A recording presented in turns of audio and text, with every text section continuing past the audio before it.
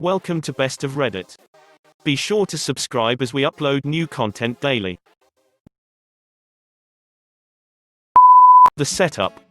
I was a screen printer. I accepted a new job at a different shop for $13 an hour. Slightly better wage than my old job, and the place was much nicer. Let's just call it Waldron Sports Center Apparel. They operate out of a large space in a local mall, featuring a sports joke apparel shop, multi-purpose gym, and a single automatic press in the back where they printed their stuff. Two brothers, let's call them Jake and Jarrett, own the company. Jake does most of the on-site management as Jarrett's more busy with his other career. They're running a squeaky clean M&R Diamondback press, and the shop's super well organized. It's very climate controlled, whereas my previous place was just a plain warehouse with no heat, AC whatsoever that would often surpass 100 degrees Fahrenheit. Schedule is perfect, and paychecks are direct deposited every Friday too, another huge plus. Obviously I'm excited. First 2 weeks go fantastic. That second Friday, I get my first check. It seems short, but I started mid-pay period on sporadic hours, so whatever.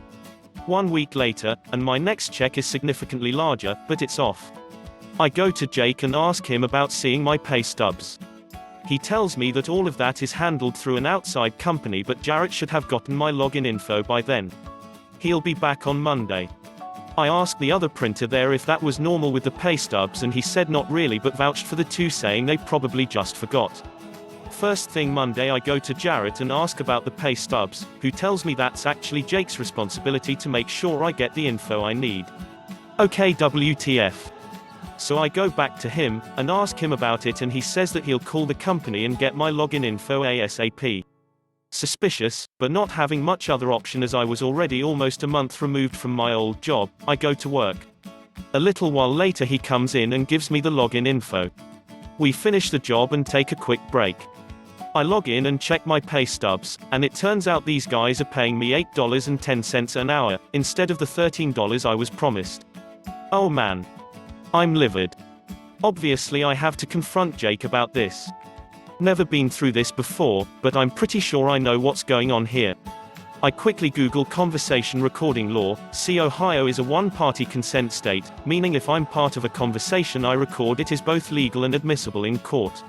So I set my phone to do just that, put it in my pocket, and go confront the dude. Hey, so I checked my pay stubs and you're only paying me $8.10 an hour. Would you like to tell me what's going on here?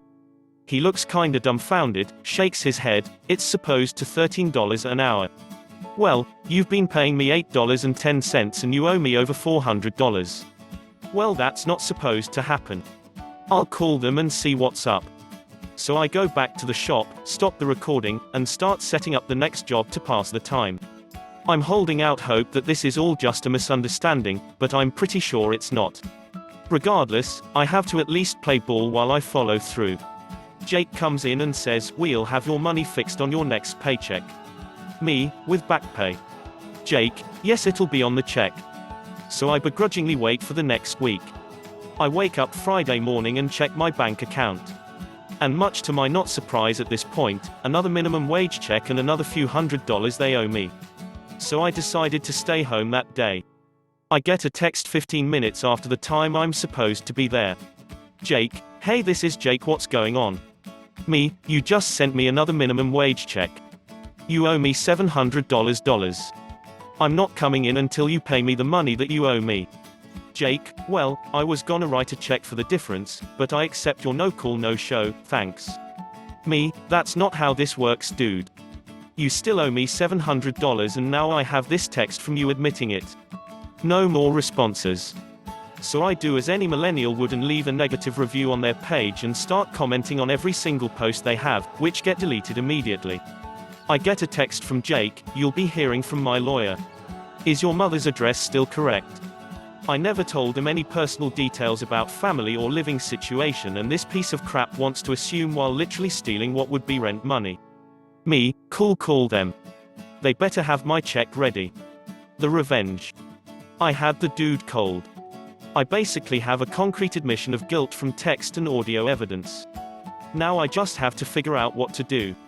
I send a message to a troubleshooter reporter who made his career exposing these exact kinds of scams, and he tells me that without signing an employment contract I'm pretty well screwed, and that maybe I can try small claims court but that probably won't work out, and apologized for being unable to help. I looked both Jarrett and Jake Walden up in the local Court of Clark websites just out of curiosity. Turns out Jake's been sued multiple times for this exact thing, and lost twice. And then it hits me. I'm in a band, and have paid Facebook to promote posts advertising my concerts before. It's cheap and it generally gets some results, at the time at least. I created a Craigslist post detailing this exact story, and I included links to his and the company's court records as a centerpiece. I make a page on Facebook called Former Employee, and make one single post. Avoid Waldron Sports Center apparel. Dishonest employer. I then sponsored the post. I put in $15 over the course of 10 days for ads, and I targeted them directly to people who liked their page, any of our local sports teams, screen printing, or the mall itself, who lived specifically within a few miles of their shop. Within a couple days, the post had been shared over 2,000 times. I got a message from him 4 days later begging me to take it down, and a check for every missing penny 2 days later. I went to the bank to cash it, and told the two cashiers at the counter the story. We shared a laugh, because both of them had seen the post that morning. I sent him a message saying, I got the money. Next time don't try to scam somebody who's much smarter than you. That felt good. I continued to share my story anytime it was relevant to a public post.